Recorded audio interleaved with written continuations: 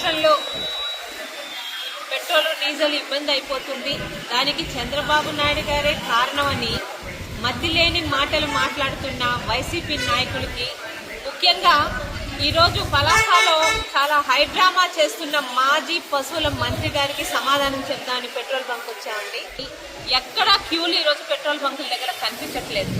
నిన్న కూడా కొన్ని పెట్రోల్ బంకుల దగ్గర క్యూలు కనిపించడానికి కారణం ఈ అప్పలరాజు లాంటి వైసీపీ నాయకులు లాంటి మతి లేని వాళ్ళు మాట్లాడే మాటలు విని కొంతమంది జనం నిజంగానే పెట్రోల్ నిల్వలు తగ్గిపోతాయేమని భయపడి నిన్న కాస్త హడావుడి అయ్యింది. కానీ వాళ్ళకి అర్థమైంది ఎక్కడా ఇటువంటి ఇబ్బంది లేదు.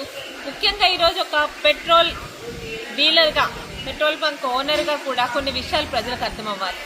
ఏదైనా ఒక పెట్రోల్ బంకులో పెట్రోల్ లేదంటే అర్థం ఒకటి, వాళ్ళకి రావాల్సిన లోడు రాలేదని, వీళ్ళు డబ్బులు సకాలంలో కట్టకపోతే లోడు రాదు.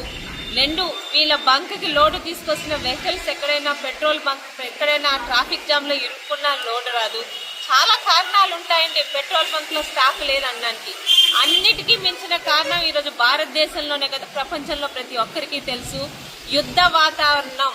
కొన్ని దేశాల మధ్య యుద్ధాల వల్ల మన భారతదేశానికి వస్తున్న పెట్రోల్ నిల్వలు కొంచెం తగ్గుతాయేమోనని భయం తప్పితే దీనికి చంద్రబాబు నాయుడు గారి కారణం కాదని ప్రతి ఒక్కరికి తెలుసు. అయినా మతిలేని పార్టీ, గతిలేని నాయకులున్న వైఎస్ఆర్సీపీ పార్టీలో ఏది జరిగినా చంద్రబాబు నాయుడు గారి మీద మాట్లాడడం ఒక అలవాటు అయిపోయింది. అప్పలరాజు గారికి ఒకటే ప్రశ్న, ఈరోజు పెట్రోల్ బంక్కి మీరు మీ వెనకాల మంది మాగదులు వెళ్ళి హడావుడి చేశారు కదా, మీ బండిలో పెట్రోల్ కొట్టించుకొని అక్కడికి వెళ్ళారా లేకపోతే నడుచుకొని వెళ్ళారా? మీ విజ్ఞతకే వదిలివేసేస్తున్నాను. ఇట్లు మీ సోదరి పలాస శాసనసభ్యురాలు గౌతు శిరీష.